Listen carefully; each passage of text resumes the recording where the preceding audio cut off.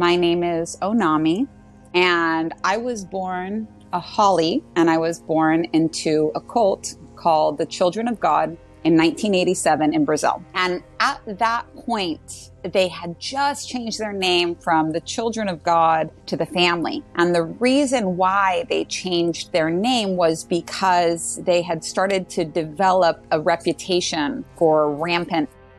And by rampophilia, I mean that it wasn't something that was going on behind closed doors. It wasn't something that was a secret in any way. It was a pillar of the literature that they distributed throughout the cult, which was required reading for everybody for 2 hours in the morning. And so while the Children of God had started off as like a very evangelical, chaste, the sexes, whatever the word is when it's not co-ed, it had started as that, but it had started to drift into a full-on cult with children at the center of it. And so it didn't take them too long to find out that this wasn't something that they should be famous for. So what they did right in the year before I was born was kind of just like sweep it under. Okay, now we're going to talk about something different, and we're going to change our name to the Family of Love. And something that's really interesting about this cult is that like every person that you talk to is going to have had like a really different experience of it. And it's only from hearing quite a few stories that you start to realize that, you know, what were constants in all people's experiences. But a lot of times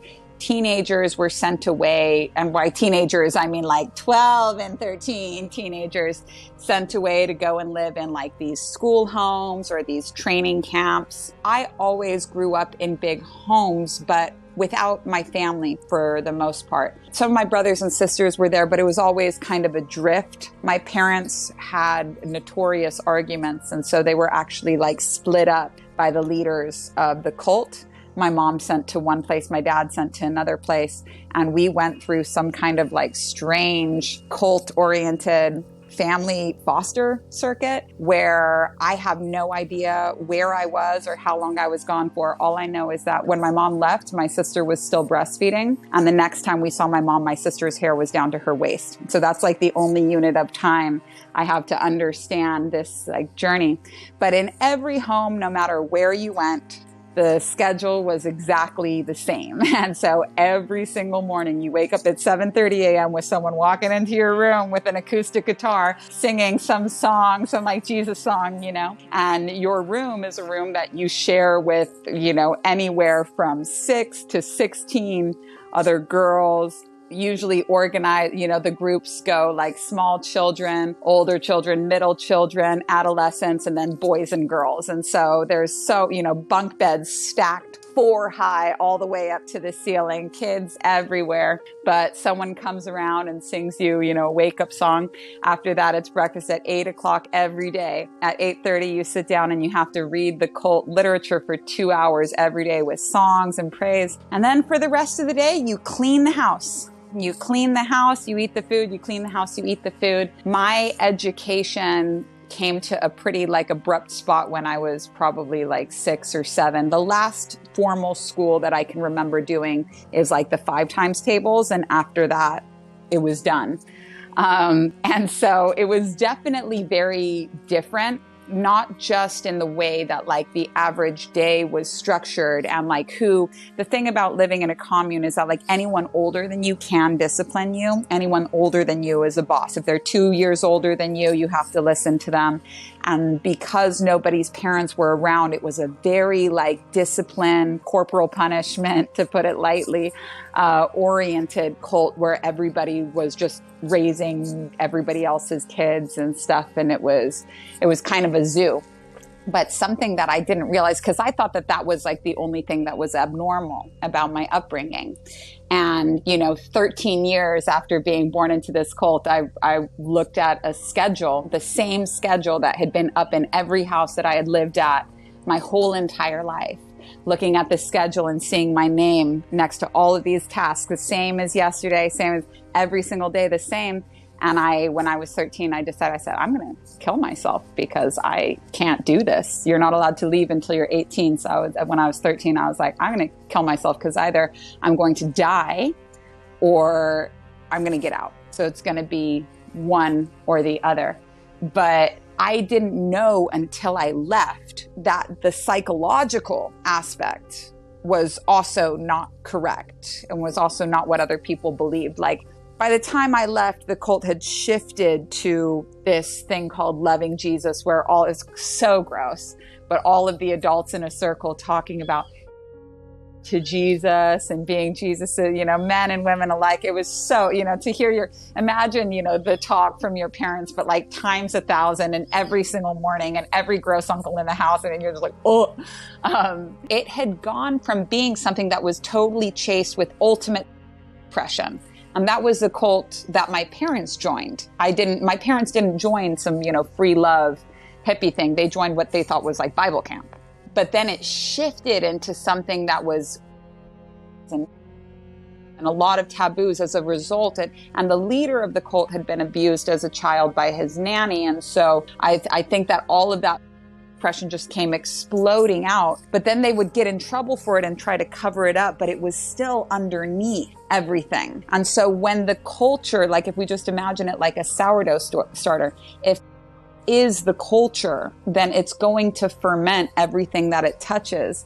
And luckily that having with Jesus movement was a wake-up call for a lot of people, because they were like, we're saying that we're not a cult and the only thing that matters is Jesus, but now we're having with Jesus. This is a little bit iffy. And it was at that point, that was right after the leader of the cult had died and his wife took over, or one of his harem took over. And I think that that's how she was trying to continue things, but it lost some members on there. So I knew that that side of things was not true, but I did not know that the rest of the world didn't believe that a doomsday was coming.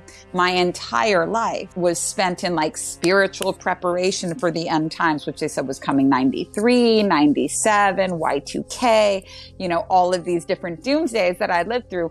I didn't know that that wasn't true. And so even when I left, I was like, okay, I'm going to put all of this behind me. But it would take me more than a decade, almost 20 years, for me to find out that God was not angry at me for leaving a doomsday cult. I just thought okay, this is my chance to live, but it's going to go down and I'm going to hell.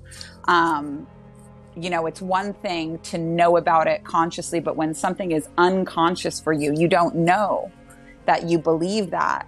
And so all it took was a little trigger here and there, and I would immediately descend back into the same thinking that I had been so conditioned to believe as a child. So it wasn't until I left that I realized that not only was my living situation abnormal, but my psychological situation was very abnormal.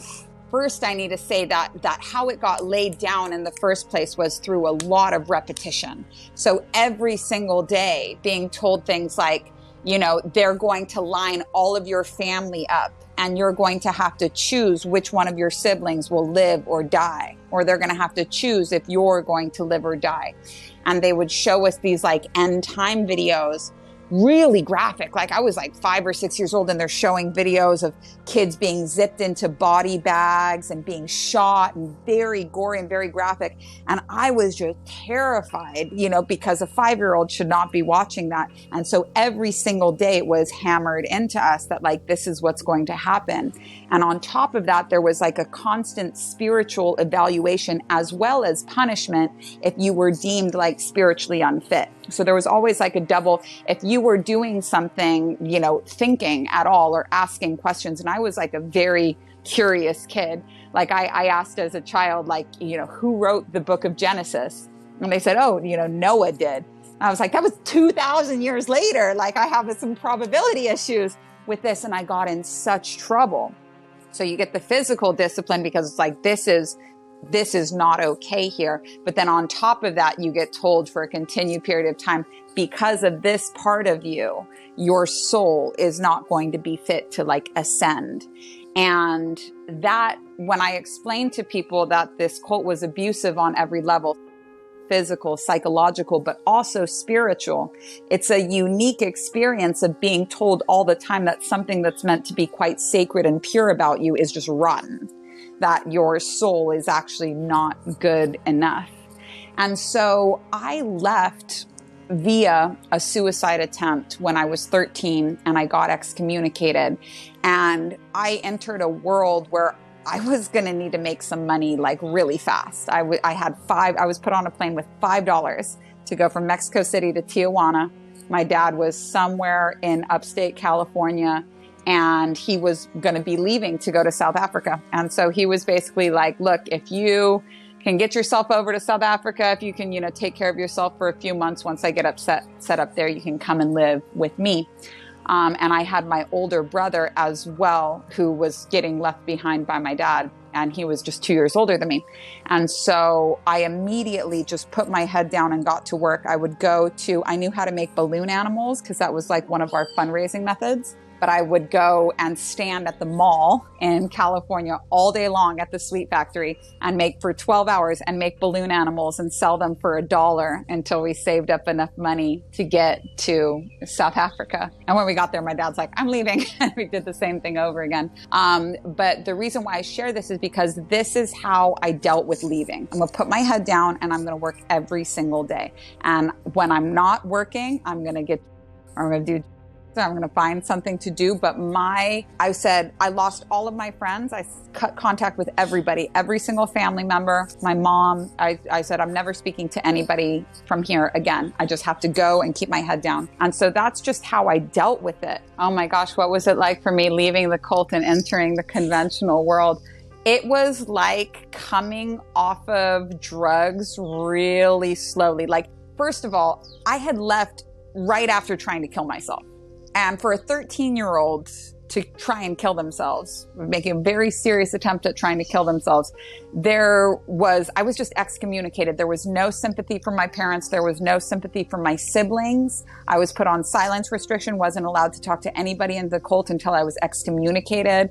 My mom was not in the country at the time. I had tried to kill myself on pills, the only pills that I could find, but they couldn't take me to the hospital because it would have looked like I had been kidnapped. And so I had spent 2 weeks, it felt like, in this limbo between life and death.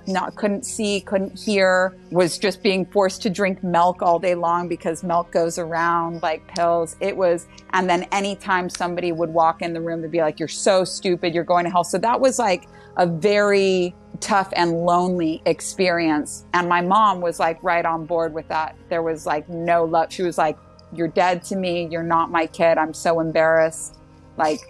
And so I just kind of hardened up in those 2 weeks. But when I left, I was so fresh, I didn't know. I was excited that my life was going to be changing. I couldn't say it was going to be improving at that point. But I was so excited that it was changing. But I had just been through a lot of trauma, and the underlying depression beneath all of that was something that wasn't going to go away. When my fiance died when I was 27, for a long time I denied, there is no God, there is no anything, there's nothing spiritual, none of this stuff exists. And I had, as a way of, I had become so sick from bulimia after, 12, 13 years of that I put myself into yoga as a way. I was like, I've got to get clean. I have to. I'm waking up, choking on my own vomit in the night. I'm going to die. I have to, I just cannot. It wasn't out of any kind of love for myself. It was just I physically can't I'm going to kill myself. And I don't know if I'm really ready to do that yet. So I put myself in yoga, and the yoga very slowly started to chip away at me, these little, for me, seeing myself do something that I was really bad at. But if I just kept showing up, I was getting incrementally better at it. It made me feel like I could change my life if I just kept trying. And that was a really revolutionary concept for me. And for anybody out there, on an addiction journey of any kind, you will get through it if you just keep trying. You don't have to start at day one every time you Like once you make the decision to heal, like you are healing every day. Just no feeling is final. Just keep going. I knew a lot about chakras from like my yoga teacher training. I was always really interested in it. And I had learned recently like how to heal childhood trauma. And for me, that was, by going back to the first memory of something. And just observing your first memory with a painful situation could change your relationship to it forever. So if you went to the first memory of fear, you'd have a different relationship with fear. I had learned how to do that recently and it had changed my life. But the problem with childhood trauma was that like you could only have a breakthrough if you were having a really bad time. Now I had no shortage of really bad times, but like I was like, I was praying and I was like, isn't there a way to like clear all the trauma? Isn't there a way to like clear all the trauma so that you don't have to be doing this forever? Because I knew so many ex-members from the Children of God that had done so much therapy and stuff and just were not getting better. I had been to therapy and I was like, this totally sucks for me. I don't feel any better. And like, I don't have a lot of time to be coming back here, and leaving in tears. Like, I got to move on with my life. I need something that works really fast. I'm always going to be grateful for this. I was shown that there is a way. If you think of the chakras as being like a to-do list where each one has a core feeling. Like imagine that there was only like 7 bad feelings you would ever feel in your life and that every other variation of it was coming from these roots. And if you use the chakra like a roadmap and said, okay, I'm going to go to the first feeling of guilt and the first feeling of shame and the first feeling of anxiety and the first feeling of grief and the first feeling of envy and the first feeling of craziness and the first feeling of hopelessness. And if you just did that it would completely transform your life, that it would remove all of the blocks that you had to receiving. And I had experienced one of these when I returned to the first memory of shame and accepted for the first time. It would take me many more years to integrate this, but I finally accepted that I had been as a child by a family member. And that it was not, even though there was no evidence bag and no cop being like, this happened at this time, therefore it's real. I knew, and I couldn't run from it anymore. But the second that I accepted that, by recognizing the feeling of shame as it was at the surface level of my life and tracing it down to the beginning and returning to a memory that I didn't even know I remembered. And that just by observing that, everything changed. Immediately, I was able to stabilize. Immediately, at first, I felt the weight lifted off of me. I knew something had changed. And that's something about my work that, like, for people that have extreme trauma and are sick of like dingling around with shamans and therapists and stuff, when you need something that works fast and it works right away, like you feel it, you feel that rock moving off of your chest. And then immediately you start to see the results of it. So within 2 weeks of that, I met my soulmate.